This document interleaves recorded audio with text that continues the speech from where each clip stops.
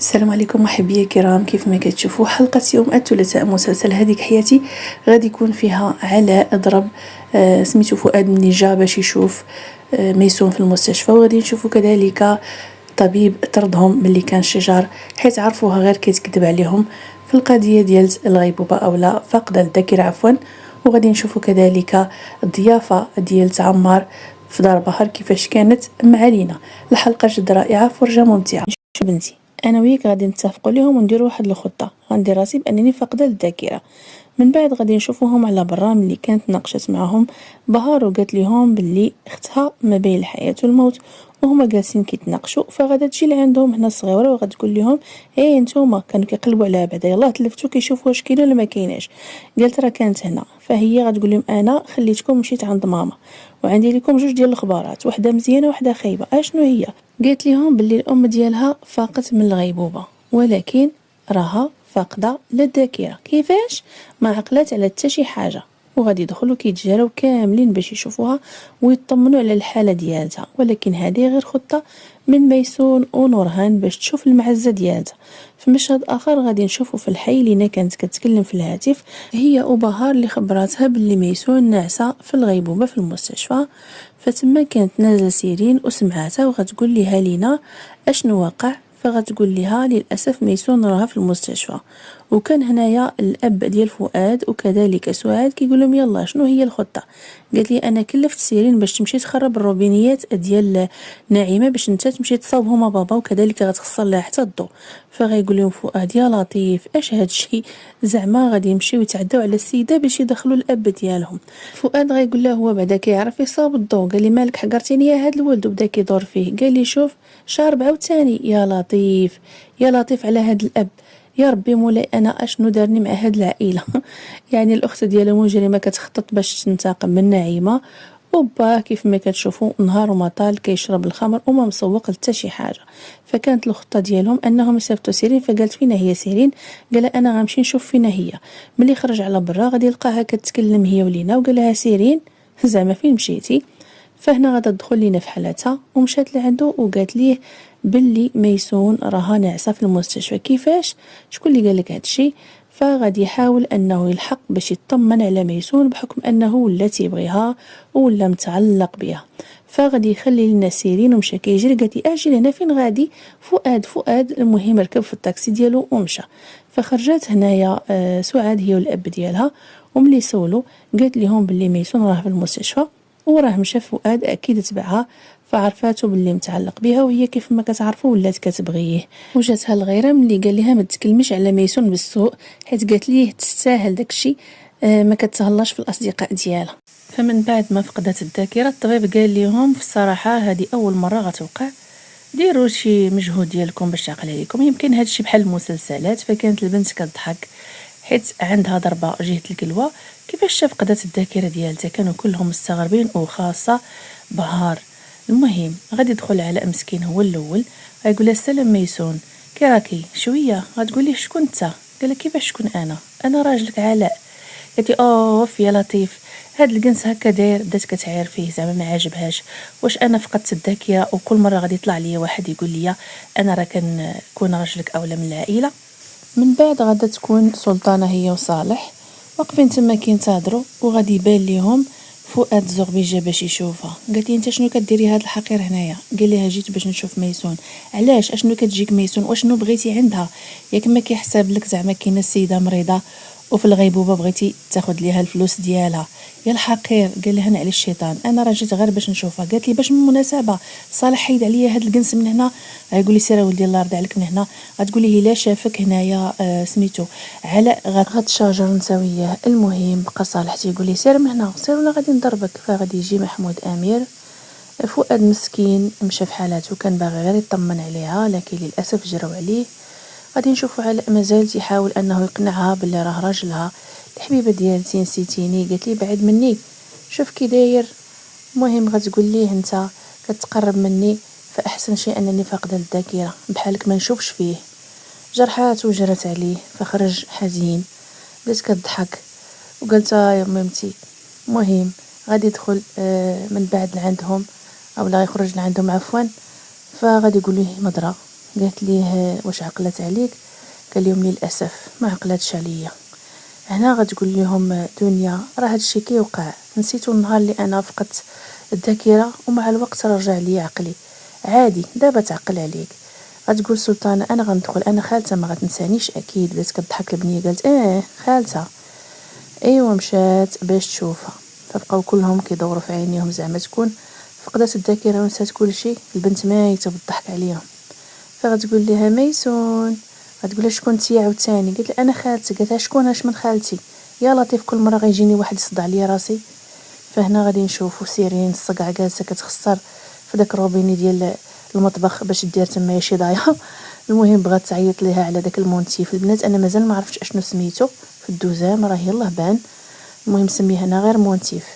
المهم غتقول ميمتي تخسر هذا الروبيني، بدات كتعيط خالتي نعيمه عتقي عتقي. وهنا غتقول يا لطيف شنو هذا الشيء يا ميمتي غادي تقول لي هنايا الطابيات اش هاد المصيبه. وبدات كتغوت وغتقول لها بلاتي غنطلب المساعده من سعاد. الو سعاد كي دايره لاباس؟ واش باك كيعرف يصاوب هاد الشيء؟ قالت لها كيعرف. ايوا خليه يجي. فهذه هي الفرصه باش تعرفوا زعما مع بعضياتهم. قالت لي بابا عندك شي وهنا فعرف كيفاش تضبطها. قال لها انا هذه المهنه ديالتي كنوقع العيالات، راه بحال هكا طيحت الام ديالك. قالت لي ونتمنى وبابا. قال لها غير كوني هانيه. فملي حلات عليهم سيرين غتقول ليه نتمنى انك تنجح في هذه المهمه. قال حيدي من طريقي. السيد متاكد بلي راه معلم وغادي يصلح ليها المشكله. فغادي يدخل وغتكون نعيمه هنايا كتشوف في المطبخ ديالها اللي ولا فازك كامل. قالت لي عافاك هادشي راه بزاف، يمكن خاصنا نعيطوا على المعلم. قال لها راه معلم انا نصاوب لك كلشي غير كوني هانيه. وكانت هنا سيرين كتضحك هي وسعاد، شافوا كيفاش الاب ديالها يعني قدر يقنع نعيمه باش يصلح ليها العطاب. قالت ليه الله يجازيك بالخير شكرا ليك. فغيقولها بلاتي غير هاد الجوج غادي يكفيو باش نصاوبوا هاد الفويت اللي عندك. في مشهد اخر كنشوفوا مازال سلطانه هي وميسون كيتكلموا. كتقول ليه انا خالتك راه كنتي بحال بنتي. قالت لها علاش؟ قالت لها كيقولوا الخاله بحال الام.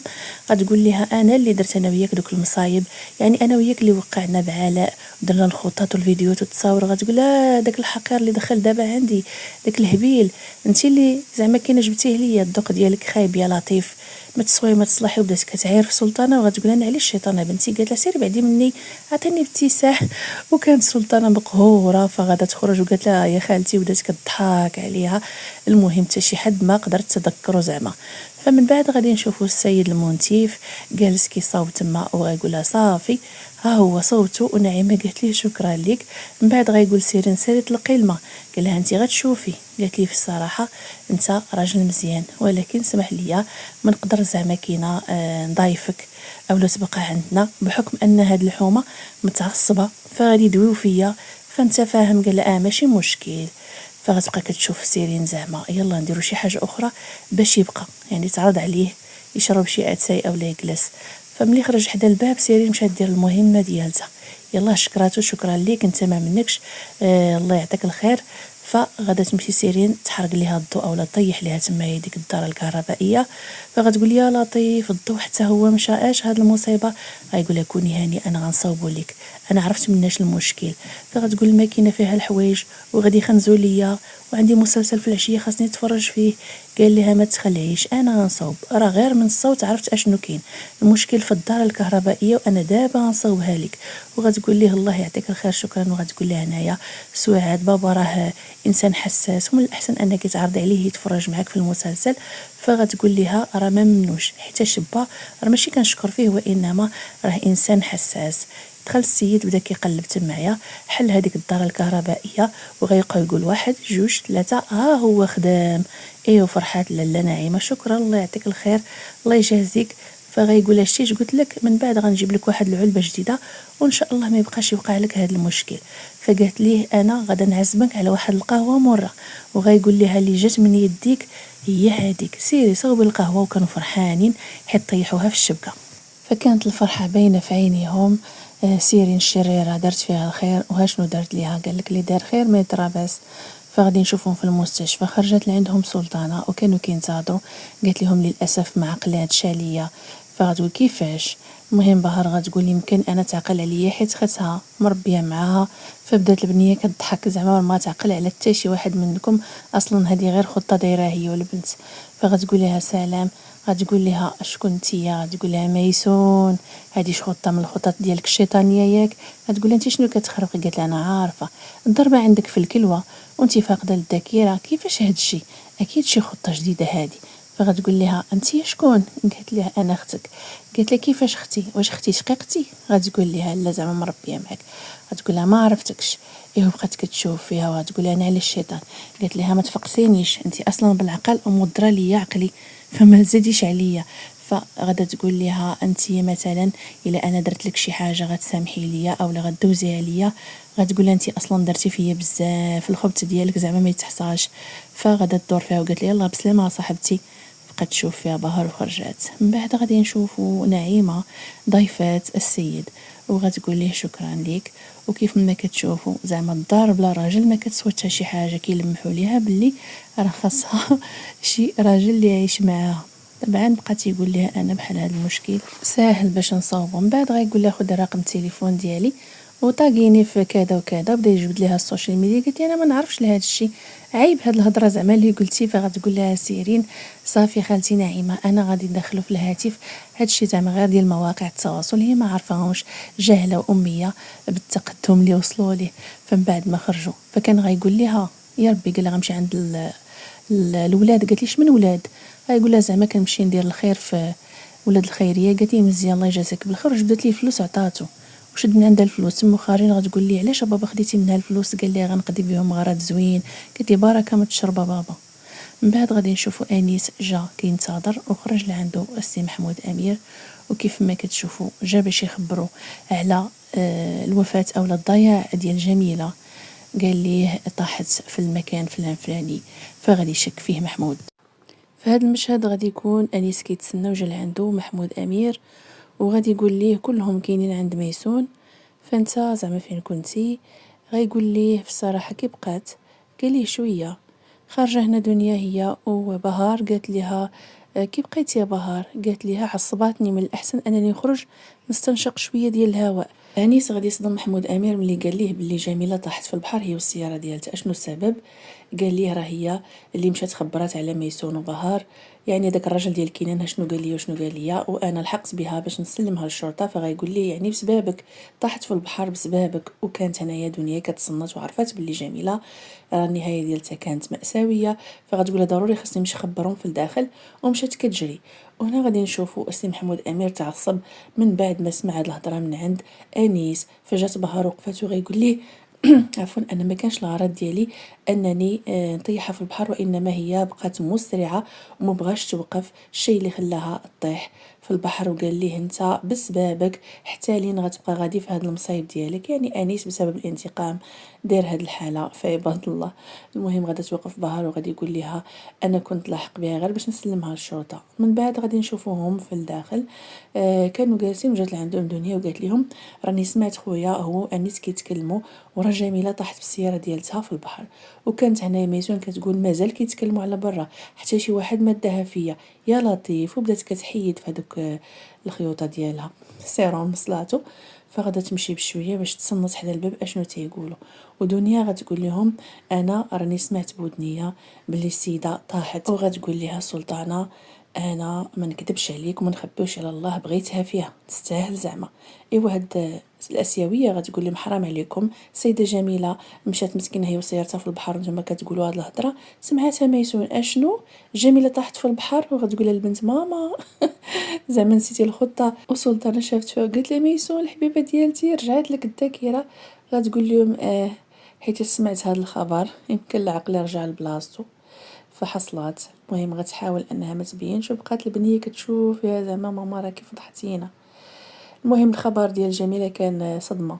فغادي نشوفوا بهار هي وانيس على برا كيتكلموا. فغتقول ليه انت للاسف كدير هكا بسبب الانتقام ديالك وشحال تاع الناس كانوا ضحيه ليك سهير ودابا جميله. فغيقول لها انا كنت غير باغي نسلمها للشرطه. علاش انيس كدير هكا؟ قال لها سمحي لي. قالت لي انت ما غتغيرش دائما غتبقى هكذا. قال لها راني قلت ليك باللي انا ما كنتش ناوي، لكن للاسف بقى تيبرر ليها بان هذا الشيء اللي دارو غير باش يسلمها للبوليس. وغتقول لي اسمح لي انت اخر ضحيه ليك هي جميله، وانا عارفك دائما كتوعدني بانك غتغير، ولكن للاسف انيس انت هكا غتبقى، اسمح لي. وغايقول لها ما تخلينيش بوحدي، انا راه كنحس براسي وحيد، عافاك ما تخلينيش. وكيترجاها وقالت ليه انا منين متى وانا وحيده، يعني عايشه في الهم بوحدها بسبب هذا الانتقام ديال انيس. طبعا خلاتو دخلات. في المشهد الاخر غنشوفو ميسون كتقول ياي. المهم قالها على سلامتك الحبيبه ديالتي. فكانوا كلهم باركوا ليها، وحتى زينب بغات تقول انتي جيتي انضميتي لينا، ايوا مزيان. بعدي شويه حدا راجلي سيدي حدا صالح. قالت لها واخا. هنا البنت غتقول لها ماما الخطه ديالتنا نجحات. غتقول لها سلطانه اشنو اش من خطه؟ هي تصدم ميسون. فغتقول لها واش هادشي زعما كان كذوب؟ غتقول لها لا انا راه ما كنتش نعقل، ولكن دابا رجع ليا العقل ديالي بالخبر ديال سميتها جميله. فبهار ملي دخلت اشنو واقع قالت لها راه خالتي رجع ليها عقلها دغيا. وانا عارفه بلي هادشي كامل كان غير خطه، كضحكي علينا ياك. وسلطانه حتى هي غتقول لها ما خليتي ما قلتي فيا وعيرتيني، وهادشي كامل غير تفليا واخا يا ميسون. المهم حتى علاء ما عجبوش الحال، وغيقول لها حشومه ناصرتيني وعيرتيني ودرتي فيا ما بغيتي، حشومه عليك، ولكن حيت كنبغيك يعني غيدوزها ليها. بهار لي ما غاداش يعجبها الحال اللي كانت كتغوت، جا الطبيب قال لهم نتوما شنو دايرين هنا، اش هاد الحاله؟ المهم عمرني ما شفت بحال هاد العائله، خرجوا على برا. غدور فيه بني وغتقول لي غير بشويه عليك. المهم بهار تفقصات وقالت لهم انا ما نقدرش نبقى هنايا، غادي يخرج لي عقلي، ما غاديش نزيد نتحملها. المهم غادا تخرج خالتها وقالت ليها حشومه هي راه دارت هكا على ودك، ما تنسيش زعما راه رمت براسها للتهلكه على ودك، لكن قالت لها انت الا بغيتي تبقاي بقاي انا غادا، ومشات. من بعد غادي نشوفوا دنيا هي والبنيه، قال لها نوصلكم. فغتقولي سلطانه غير سير انا غنبقى معاها. قال لها لا انا غنبقى مع مراتي. قالت لي شوف داك الحب والغرام دابا السيده غادا تراد شي حاجه اخرى مع دايره العمليه اولا الحاله ديالتها ما تقدرش تحملها. فغيقول لها انا كنبغيها ونقدر نقابلها ونتحمل كل شيء. بدات كتضحك دنيا وغتقول اعتني بالبنت لا تمشي لديك المدفايه اولا تمشي للعافيه. قالت لها انا مربيه جوج الاولاد. بعد غادي يخرجوا وتلاقاو مع السكا ديال فؤاد كيتسنى انت شنو كدير هنا. المهم غادي يقول لمو هي والبنيه باش يخرجوا على برا يتسناوه. البنت قالت ليه لا سلكي، يمكن حيت عطاها التليفون ملي كانت في ديك الدار. فغادي يقول ليه انت شنو كدير هنايا؟ قال لي جيت نشوف ميسون. قال لي سير فحالك من هنا. قال لي ما غنمشيش، انا بغيت نطمن على ميسون. شكون انت واشنو كتقرب ليها؟ فكيف ما كتشوفوا معايا ما غاديش يتحمل وغادي يشوف حتى هي وغيعطيه دقه للوجه وغيقول لي ما باقيش نشوفك قدام المستشفى، وسير في حالتك وبعد من مراتي. وفؤاد مسكين جا غير باش يطمن عليها من بعد ما سمع بانها وقعت لها حادثه. وكان نقاش حاد بيناتهم في المستشفى، الشيء اللي خلى علاء يفقد الاعصاب ديالو بسبب الغيره ويضربو قدام هذوك الاطباء والناس اللي واقفين تما. وغيقول لي خرج من هنا ما عاودش نشوفك، واش كتسمع؟ فغادي يتحمل وغادي يهز راسو ويمشي في حالاته.